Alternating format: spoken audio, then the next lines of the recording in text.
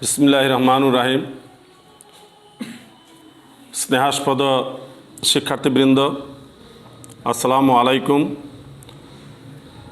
আশা করি সবাই ঘরে বসে ভালো আছো। আমিও তোমাদের দোয়া এবং আল্লাহর রহমতে ভালো আছি।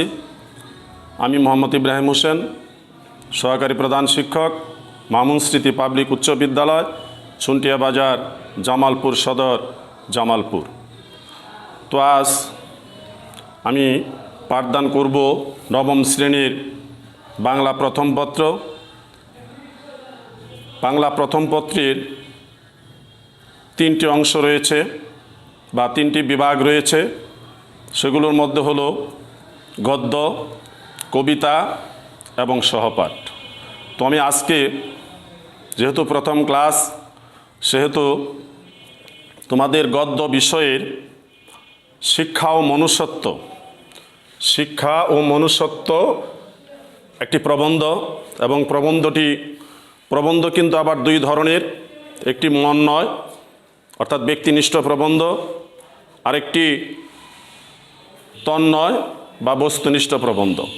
তো এই প্রবন্ধটি তোমাদের বস্তুনিষ্ঠ বা তন্ময় প্রবন্ধের আওতাভুক্ত, এবং এই প্রবন্ধটি লিখেছেন মোতাহের হোসেন চৌধুরী।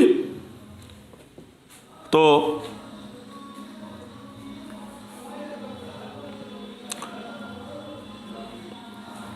এখন শিক্ষা জিনিসটা কি, এটা আমাদের ব্যাখ্যা জানতে হবে, এবং মনুষ্যত্ব কি, এটারও আমাদের ব্যাখ্যা জানতে হবে। সে ব্যাখ্যাটা হলো যে শিক্ষা মানুষের মানবীয় আচরণের পরিবর্তন ঘটায়, সেটাই হলো শিক্ষা। অর্থাৎ মানবীয় আচরণের পরিবর্তিত রূপটাই হলো শিক্ষা। তার পাশাপাশি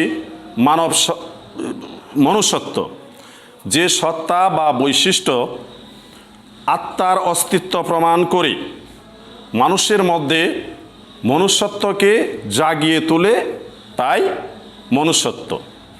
ক্লিয়ার হয়েছে সংজ্ঞা দুটো? কারণ যে কোনো আলোচনার শিরোনাম যদি আমরা না বুঝতে পারি, তাহলে আমাদের পাঠদান বা পাঠ গ্রহণ কোনোটাই ফলপ্রসূ হবে না। তো এখন আমাদের জানতে হবে এই মননশীল বা এই তন্ময় প্রবন্ধটি লিখেছেন মোতাহের হোসেন চৌধুরী, এবং এই মোতাহের হোসেন চৌধুরীর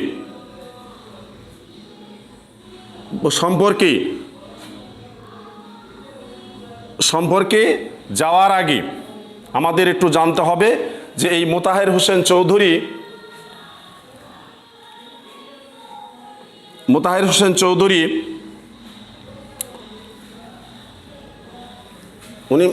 উনি নোয়াখালী, মোতাহের হোসেন চৌধুরী 1903 সালের নোয়াখালী জেলার কাঞ্চনপুর গ্রামে জন্মগ্রহণ করেন।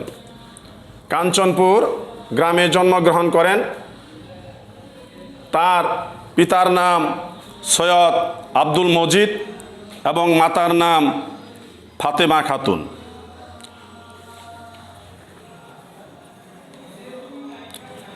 তিনি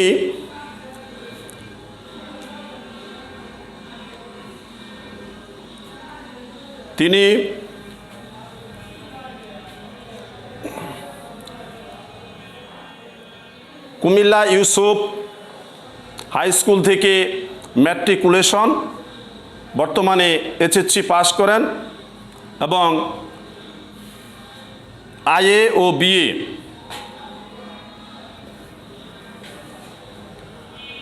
কুমিল্লার ভিক্টোরিয়া কলেজ থেকে পাশ করেন, এবং 1943 সালে বাংলায় এমএ পাস করেন।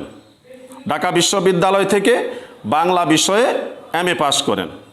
কর্মজীবনে তিনি বাংলা ভাষা ও সাহিত্যের অধ্যাপক ছিলেন।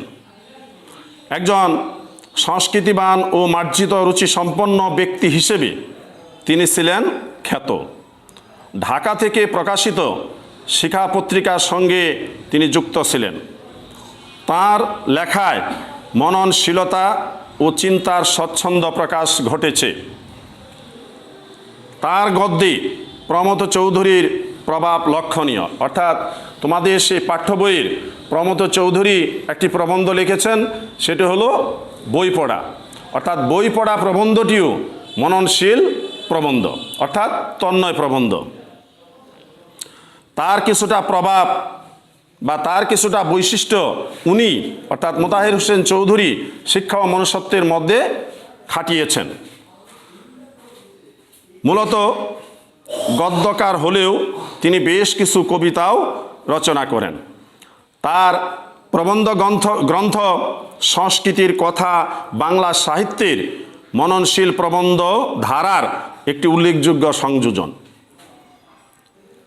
এবং এই বইটি তার মৃত্যুর পর গ্রন্থটি প্রকাশিত হয়। কোন বইটি? সেই সংস্কৃতির কথা, এই প্রবন্ধটি প্রকাশিত হয়। এবং তার দুইটি অনুবাদ গ্রন্থ আছে, অর্থাৎ বাংলা ভাষায় তিনি অনুবাদ করেছেন। সে বই দুটির নাম হলো সভ্যতা ও সুখ। উনি অর্থাৎ এই গুণী ব্যক্তিটি অর্থাৎ মোতাহের হোসেন চৌধুরী 18ই সেপ্টেম্বর 1956 সালে কুমিল্লায় পরলোক গমন করেন।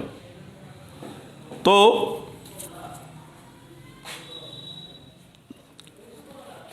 এখন আমাদের এই শিক্ষা ও মনুষ্যত্ব প্রবন্ধে আমরা কি আলোচনা করব সেটি সংক্ষিপ্ত আকারে তোমাদের সামনে আমি তুলে ধরছি। সেটি হলো শিক্ষা ও মনুষ্যত্ব প্রবন্ধটি মোতাহের হোসেন চৌধুরীর সংস্কৃতির কথা গ্রন্থের মনুষ্যত্ব শীর্ষক প্রবন্ধের অংশবিশেষ। মানুষের দুটি সত্তা, একটি তার জীবসত্তা, অপরটি মানব সত্তা বা মনুষ্যত্ব। জীবসত্তার প্রয়োজনে অন্ন বস্ত্রের চিন্তা থেকে মুক্তি এবং শিক্ষার মাধ্যমে মনুষ্যত্বের বিকাশ ঘটে। শিক্ষার ফলে মনুষ্যত্বের স্বাদ পেলে অন্ন বস্ত্রের সমস্যার সমাধান সহজ হয়ে ওঠে। শিক্ষার আসল কাজ মূল্যবোধ সৃষ্টি, জ্ঞান পরিবেশন নয়। জ্ঞান মূল্যবোধের সৃষ্টির উপায় মাত্র। এই সারাংশটুকু অর্থাৎ এই প্রবন্ধের সারাংশটুকু আমি আলোচনা করলাম। তো এখন আমাদের এই প্রবন্ধের আলোচনার শেষান্তে আমরা কি শিখতে পারবো, অর্থাৎ আমরা কি শিখন ফল নিয়ে আসতে পারি বা জানতে পারবো। এখানে শিক্ষার প্রধান লক্ষ্য ও উদ্দেশ্য সম্পর্কে ধারণা লাভ করবে। অর্থাৎ প্রত্যেকটা শিক্ষার্থী এই প্রবন্ধটা উপভোগ করার পরে বা ক্লাসটা দেখার পরে প্রত্যেকটা শিক্ষার্থী জানতে পারবে যে শিক্ষার প্রধান লক্ষ্য কী এবং এর উদ্দেশ্য কী, এটা শিক্ষার্থীরা বুঝতে পারবে। তারপর আছে শিক্ষার প্রয়োজনীয় ও অপ্রয়োজনীয় দিকের গুরুত্ব অনুধাবন করতে পারবে। শিক্ষার একটা প্রয়োজনীয় দিক আছে, আরেকটা আছে অপ্রয়োজনীয় দিক। তবে কোনটি অপ্রয়োজনীয় দিক এবং কোনটি অপ্রয়োজনীয় দিক সেটা আমি আমার আলোচনায় তুলে ধরব। তোমরা লক্ষ্য করো। আরেকটি হলো শিক্ষা কিভাবে অর্জন করতে হবে সে বিষয়ে ধারণা লাভ করবে। অর্থাৎ শিক্ষাটা আমরা কিভাবে অর্জন করব সেটাও ধারণা লাভ করবে। আজকের আলোচনার মধ্যে এই জিনিসগুলো আমরা পাব। তো এরপর আমি তোমাদের এই শিক্ষা ও মনুষ্যত্ব প্রবন্ধটি আলোচনা করছি, মনোযোগ সহকারে ক্লাসটা উপভোগ করবে। প্রিয় শিক্ষার্থীবৃন্দ, একটু খেয়াল করো। মানুষের জীবনকে একটি দোতলা ঘরের সঙ্গে তুলনা করা হয়েছে। মানুষের জীবনকে একটি দোতলা ঘরের সঙ্গে তুলনা করা হয়েছে। অর্থাৎ মানুষের জীবন মানুষের জীবনটা শুরু হয় দোলনা থেকে কবর পর্যন্ত, এবং এই সময়টাই আমাদের শিক্ষা জীবন। লেখক মোতাহের হোসেন চৌধুরী উনি এই জীবনটাকে একটা দোতলা ঘরের সাথে তুলনা করেছেন। সেই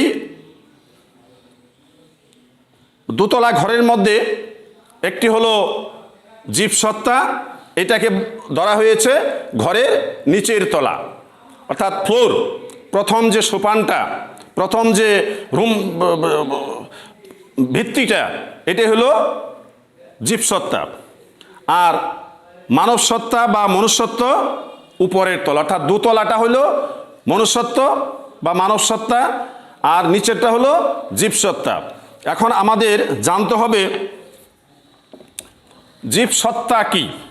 এই যে মানব জীবনকে দুটি দোতলা ঘরের সঙ্গে তুলনা করা হয়েছে, একটি জীবসত্তা আর একটি মানব সত্তা। এখন এই জীবসত্তাটা কি এটা আমাদের জানতে হবে। আর সত্তা, এখানে যে আমি সত্তা বারবার একটা শব্দ উচ্চারণ করতেছি, একটু খেয়াল করো। সত্তা, এই সত্তা শব্দের অর্থ হইল অস্তিত্ব। সত্তা শব্দের অর্থ হইল অস্তিত্ব, অর্থাৎ যে সত্তা বা বৈশিষ্ট্য জৈবিক অস্তিত্ব প্রমাণ করে,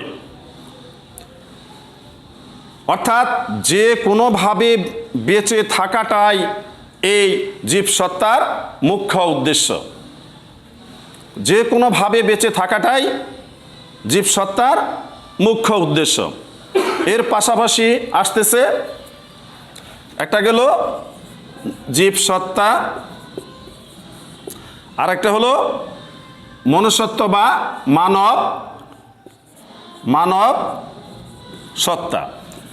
জীবসত্তা আলোচনা করলাম, এখন আমরা দেখব মানব সত্তা। এখন এই মানব সত্তাটা কি? যে সত্তা বা বৈশিষ্ট্য আত্মার অস্তিত্ব প্রমাণ করে, মানুষের মধ্যে মনুষ্যত্বকে জাগিয়ে তুলে, তাই মানব সত্তা। ক্লিয়ার? প্রিয় শিক্ষার্থীবৃন্দ, লক্ষ্য করো, জীবসত্তার গড় থেকে মানব সত্তার গড়ে উঠবার মই হচ্ছে শিক্ষা। আমরা কিন্তু নিচতলা থেকে দোতলা ঘরে যদি উঠতে যাই, তবে নিচতলা থেকে আমরা কিন্তু লাফিয়ে উঠতে পারবো না, অবশ্যই তার একটা সিঁড়ি লাগবে।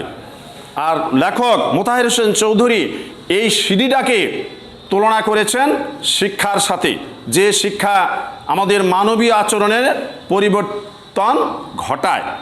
এইভাবে আমাদের এই শিক্ষাটা হইল দোতলা ঘরের সিঁড়ি।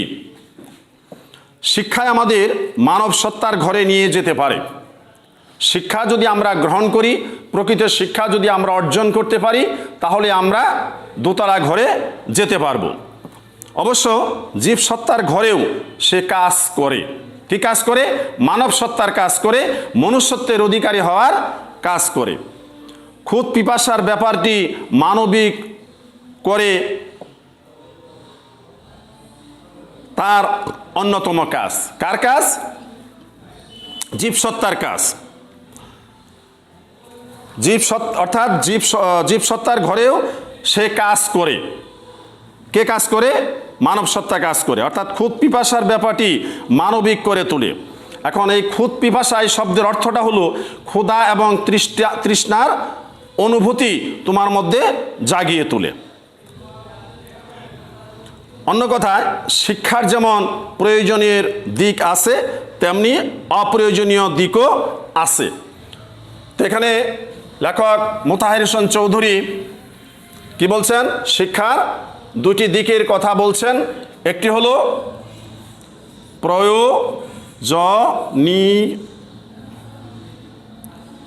প্রয়োজনীয় দিক, অন্যটি অপ্রয়োজনীয় দিক।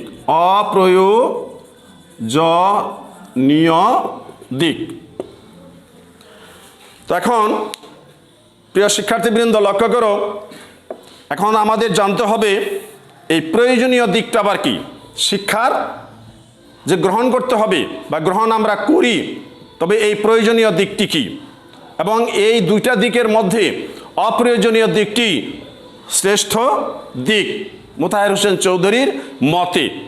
কিভাবে অপ্রয়োজনীয় দিকটি শ্রেষ্ঠ দিক সে বিষয়ে আলোচনায় নিয়ে আসতেছি। দেখো, জীবনের দরকারি কাজ সম্পাদন করার জন্য যে শিক্ষা, সেটি প্রয়োজনীয় দিক। জীবনের দরকারি কাজ সম্পাদন করার জন্য যে শিক্ষা আমরা গ্রহণ করি সেটা হলো প্রয়োজনীয় দিক। আর এরপর আসতেছে অপ্রয়োজনীয় দিক। আর অপ্রয়োজনীয় দিকটা হলো জীবনে স্বাচ্ছন্দ্যে বেঁচে থাকা, ধন সম্পদ অর্জন করা যার উদ্দেশ্য নয়, শুধু মনুষ্যত্ব লাভ করাই যার উদ্দেশ্য, তাই অপ্রয়োজনীয় দিক। অর্থাৎ আমাদের এই যে আমরা এই দুনিয়াতে আসছি, দুনিয়াতে আল্লাহ পাক আমাদের উপভোগ করার জন্য পাঠিয়েছেন, উদ্দেশ্য হলো আমাদের মনুষ্যত্বের অধিকারী হতে হবে। আর মনুষ্যত্বের অধিকারী যদি আমরা না হতে পারি তাহলে কিন্তু আমাদের এই পৃথিবীতে আসাটাই ব্যর্থ। শুধু খেলাম, চললাম, ফিরলাম, আমাদের মনুষ্যত্ব অর্জন করতে পারলাম না, বা মূল্যবোধ জিনিসটা কি এই জিনিসটা আমরা সৃষ্টি করতে পারলাম না, এজন্য কিন্তু আমরা এই দুনিয়াতে আসিনি, বা আল্লাহ পাক আমাদের এই দুনিয়াতে রহমত হিসাবে পাঠায়নি। কাজেই ওই অপ্রয়োজনীয় দিকটি হলো আমাদের শ্রেষ্ঠ দিক। সে শেখায়, কে শেখায়? অপ্রয়োজনীয় দিক আমাদের শেখায় কি করে জীবনকে উপভোগ করতে হয়, অর্থাৎ কিভাবে আমাদের এই জীবনটাকে আমরা নিজেরা পরিচালিত করব। কে শেখাবে? সেটা অপ্রয়োজনীয় দিক আমাদের শেখাবে। কি করে মনের মালিক হয়ে, অর্থাৎ আমার যে মন, আমার যে অন্তর, আমার যে আত্মা, এটার মালিক আমার নিজেরই হতে হবে। আমার মনকে, আমার হৃদয়কে, অন্তরকে, বডিকে সব কিছু আমারই পরিচালিত করতে হবে। আর আমাকে পরিচালিত করতে পারলেই সমস্ত কিছু কি নিয়ন্ত্রণে থাকবে। আর অনিয়ন্ত্রণে যদি চলে যায় তাহলে আমরা কি বিপদগামী হব। আর এই বিপদগামী হলেই আমাদের শুধু জীবসত্তার মধ্যেই থেকে যাব, অর্থাৎ আমাদের এই দুনিয়াতে আসার বা এই দুনিয়াতে পাঠানোর কোনোই সার্থকতা নেই। প্রিয় শিক্ষার্থীবৃন্দ, মনের মালিক হয়ে অনুভূতি ও কল্পনার রস আস্বাদন করা যায়, অর্থাৎ অনুভূতি ও কল্পনার রস আস্বাদন করা যায়। কে শেখায়? আমাদের অপ্রয়োজনীয় দিক। শিক্ষার অপ্রয়োজনীয় দিক আমাদের এটা শিক্ষা দিবে। অনুভূতি এবং কল্পনার রস, সেটা হলো শিক্ষার প্রয়োজনীয় দিককে ভালোবাসতে হবে, তাহলেই, অর্থাৎ শিক্ষার যে অপ্রয়োজনীয় দিক আছে, অর্থাৎ মনুষ্যত্ব যে আমাদের অর্জন করতে হবে, এই দিকে আমাদের খেয়াল রাখলেই, স্মরণ রাখলেই আমরা অনুভূতি এবং কল্পনার রস আস্বাদন করতে পারব। শিক্ষার এ দিকটা যে বড় হয়ে ওঠে না, তার কারণ ভুল শিক্ষা। কোন দিকটা বড় হয়ে ওঠে না? মনুষ্যত্ব অর্জনের দিকটা। কারণ আমাদের এই যে বর্তমান যে শিক্ষা ব্যবস্থা, এই শিক্ষা ব্যবস্থাটা চলছে ভুল শিক্ষা, এবং ও নিচের তলার বিশৃঙ্খলা জীবসত্তার ঘরটি এমন বিশৃঙ্খল হয়ে আছে যে হতভাগ্য মানবকে সবসময় সে সম্বন্ধে সচেতন থাকতে হয়। প্রিয় শিক্ষার্থীবৃন্দ, জীবসত্তার ঘরটি বিশৃঙ্খল, অর্থাৎ তুমি একজন পরিবারের সদস্য এবং বয়োজ্যেষ্ঠ, তোমার যদি সদস্য সংখ্যা, বাড়িতে সদস্য সংখ্যা 5 জন বা 7 জন থাকে, তাদের দুবেলা দুমুঠো ভাত পেট পুরে খাওয়ার জন্য সমস্ত দায় দায়িত্ব কি তোমার উপর বর্তায়। এখন তাদের খাদ্যের যোগান দিতে গিয়ে, দুবেলা দুমুঠো ভাত পেট পুরে খেতে গিয়ে তুমি যদি ওই দিকেই সবসময় ব্যতিব্যস্ত থাকো, তাহলে তোমার মনুষ্যত্ব এটাকে তোমার কি করতে হবে? বিসর্জন দিতে হবে। কারণ সৎভাবে তুমি রুজি রোজগার করে তোমার পরিবার বা ফ্যামিলির ভরণ পোষণ তুমি করতে পারতেছো না, বিদায় তোমাকে কি করতে হবে? মনুষ্যত্ব বিসর্জন দিয়ে তারপর তোমার সেগুলো পরিচালনা করতে হবে। কাজেই এটা কিন্তু আমাদের জন্য কাম্য নয়। কাজেই উপরের তলার কথা সে মনেই আনতে পারে না। অর্থাৎ এই ব্যক্তিবর্গের, এই ফ্যামিলির সমস্ত কিছুর অভাব পূরণ করতে গিয়া উপরের তলায় যে তোমার উঠতে হবে বা মনুষ্যত্ব তোমার ঠিক রাখতে হবে, এটা কারো মনে থাকে না। অর্থচিন্তার নিগড়ে সকলে বন্দী। অর্থচিন্তার নিগড়ে সকলেই বন্দী। অর্থচিন্তা অর্থাৎ কি? অর্থ কিভাবে আমি বেশি বেশি রুচি রোজগার করব, কিভাবে আমার পকেট ভর্তি হবে, এই চিন্তায় আমরা সার্বক্ষণিক ব্যস্ত থাকি। নিগড়ে, নিগড় অর্থ হলো শিকল, অর্থাৎ শিকল দিয়ে আবদ্ধ করা আছে। শিকল দিয়ে আমি আবদ্ধ হয়ে আছি। কিসের শিকল? অর্থচিন্তার শিকল। অর্থাৎ এই শিকল পাড়ি দিয়ে আমি মনুষ্যত্বের দিকে যেতে পারছি না। ধনী দরিদ্র সকলেরই অন্তরে সেই একই কথা বা একই ধ্বনি উত্থিত হচ্ছে, চাই চাই আরও চাই। অর্থাৎ এ জগতে হায় সেই বেশি চায়, আছে ঝাড় ভুরি ভুরি, রাজার হস্ত করে কাঙালের ধন চুরি। অর্থাৎ এ একটা পরিবেশ পরিস্থিতির মধ্যে আমরা বেঁচে আছি। অর্থাৎ আমরা মনুষ্যত্বের স্বাদ পেতে পারি না বা পারছি না। তাই অন্য চিন্তার তথা অর্থচিন্তা থেকে মানুষ মুক্তি না পেলে, যদি অর্থচিন্তার জিনিসটা থেকে যদি আমরা মুক্তি না পাই, তাহলে অর্থ সাধনায় জীবন সাধনা নয়। অর্থ সাধনা, অর্থের জন্য যদি, এবং সাধনা এই জিনিসটা কি? সাধনা হলো কোনো জিনিস পাওয়ার জন্যে, কোনো জিনিস পাওয়ার জন্য একাগ্রহ চিত্তে যে কাজ করা হয়, এটাই হলো সাধনা। আর যে ব্যক্তি করে সে হলো কি আবার সাধক। কাজে আমি চিন্তা করতেছি কিভাবে আমি ধনী হব, কিভাবে আমি অর্থ চিন্তা গড়ে তুলব। প্রিয় শিক্ষার্থীবৃন্দ, লক্ষ্য করা কথাগুলো। আর জীবন অর্থ এখানে বলছেন অর্থ সাধনায় জীবন সাধনা নয়। আর জীবনের সাধনা যদি আমি করতে না পারি, তাহলে কিন্তু আমরা মনুষ্যত্বের স্বাদ, অর্থাৎ ঘরের যে দোতলা, ওইখানে কিন্তু আমি যেতে পারবো না। আর যেতে যদি না পারি, তাহলে কিন্তু আমার এই পৃথিবীতে আসাটাই ব্যর্থ। এ কথা, আর এই কথাটা যদি মানুষকে ভালো করে বোঝাতে না পারলে মানব জীবনের শিক্ষা কোনো সোনা ফলাতে পারবে না, অর্থাৎ সে শিক্ষা প্রকৃত শিক্ষা হবে না। প্রিয় শিক্ষার্থীবৃন্দ, আবার বলছি বিষয়টা, অর্থ সাধনা তোমার বাদ দিতে হবে। অর্থ সাধনা বাদ দিয়ে তোমার জীবন সাধনা করতে হবে। আর জীবন সাধনার দিকে যদি তুমি মনোনিবেশ করো, তাহলে তোমার শিক্ষাটা ভবিষ্যতের তোমার পাতে হয়ে থাকবে, সোনা ফলাতে পারবে। ফলে শিক্ষার সুফল হবে ব্যক্তিগত। যদি অর্থ সাধনায় তুমি ব্যতিব্যস্ত থাকো, তাহলে সে শিক্ষাটা হবে তোমার ব্যক্তিগত। এখানে সেখানে দুই একটি মানুষ শিক্ষার আসল উদ্দেশ্যটি উপলব্ধি করতে পারবে।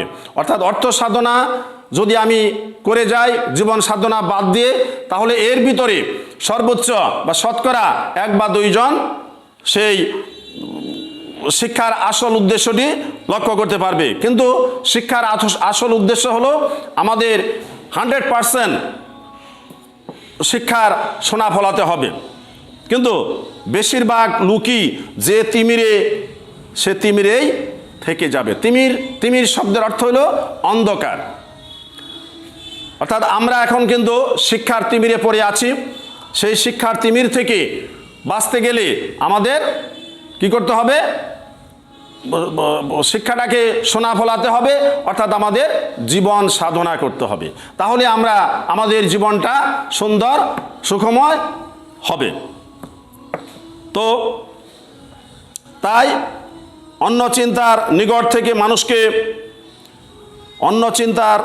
থেকে মানুষকে মুক্তি দেওয়ার যে চেষ্টা চলছে, তা অভিনন্দনযোগ্য।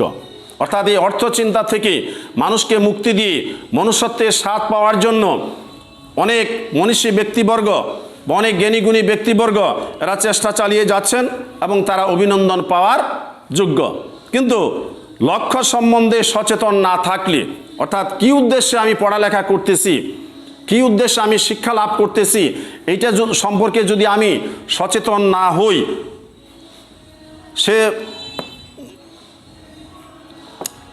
সে চেষ্টাও মানুষকে বেশি দূর নিয়ে যেতে পারবে না বলে মনে হয় না, অর্থাৎ বেশি দূর এগিয়ে নিয়ে যেতে পারবে না। কারারুদ্ধ আহার তৃপ্ত মানুষের মূল্য কতটুকু? লেখক প্রশ্ন করছেন, প্রিয় শিক্ষার্থীবৃন্দ, কারারুদ্ধ আহার তৃপ্ত মানুষের মূল্য কতটুকু? এখন কারারুদ্ধ, এখানে আবদ্ধের মধ্যে থাকা, অর্থাৎ আলো হাওয়ার স্বাদ বঞ্চিত মানুষ সেই কারাগারে থাকে। কারারুদ্ধ আহার তৃপ্ত মানুষের মূল্য কতটুকু? প্রচুর অন্ন বস্ত্র পেলে আলো হাওয়ার স্বাদ বঞ্চিত মানুষ কারাগারকেই স্বর্গতুল্য মনে করে। অর্থাৎ যারা অলস প্রকৃতির মানুষ, এ বিশ্বে অনেক আছে অলস প্রকৃতির মানুষ, তারা যদি কারাগারে দুবেলা দুমুঠো ভাত পেট পুরে খেতে পারে তাহলেই তারা সেই কারাগারকেই স্বর্গতুল্য মনে করতেছে বা মনে করে। কিন্তু তাই বলে যে তা সত্যই স্বর্গ হয়ে যাবে তা নয়। বাইরের আলো হওয়ার স্বাদ পাওয়া মানুষ প্রচুর অন্ন বস্ত্র পেলেও কারাগারকে কারাগারই মনে করবে, এবং কি করে তা থেকে মুক্তি পাওয়া যায় তাই হবে তার একমাত্র চিন্তা। কারণ যারা মনুষ্যত্বের অধিকারী হতে চায় বা মনুষ্যত্বের স্বাদ যাদের ভিতরে আছে, তারা যদি তাদেরকে যদি কারারুদ্ধ করা হয় তাহলে সে মানুষ কিভাবে মুক্তি পাওয়া যায় সে চিন্তায় সে সার্বক্ষণিক ব্যতিব্যস্ত থাকে। আকাশ বাতাসের ডাকে যে পক্ষী আকুল, পক্ষী মানে পশু পাখি, এখন পাখিদের কাজ হলো কি বিভিন্ন জায়গায় বিচরণ করা, কিসের আশায়? খাদ্যের আশায়। সে কি খাঁচার বন্দি হবে সহজে দানা পানির পাওয়ার লোভে?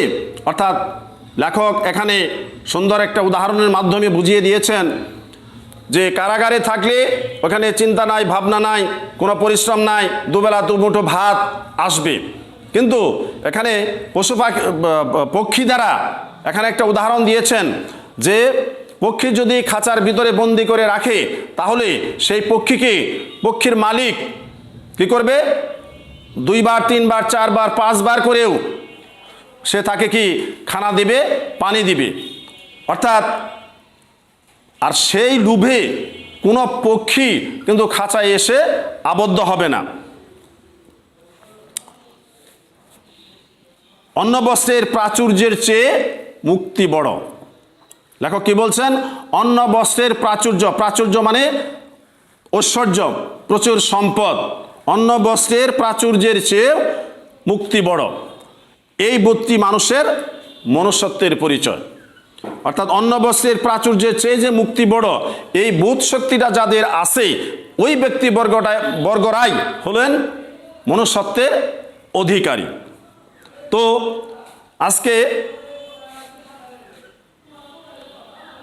অনেক কিছু আলোচনা করা হলো, আশা করি ক্লাসটি উপভোগ করবে।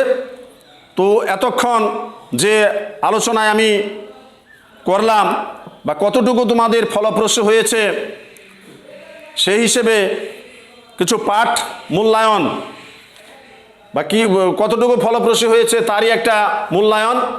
এখানে আমি এই প্রশ্নগুলো কিন্তু আলোচনা হয়েছে, সে প্রশ্নগুলো হলো শিক্ষা কি, নাম্বার 2 মানব জীবনকে কিসের সাথে তুলনা করা যেতে পারে, অবশ্যই বলেছি উত্তরটা।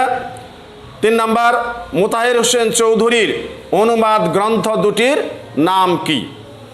উনি দুটি অন্য ভাষার থেকে বাংলা ভাষায় 2টা বই অনুবাদ করছেন, বই দুটির নাম কি?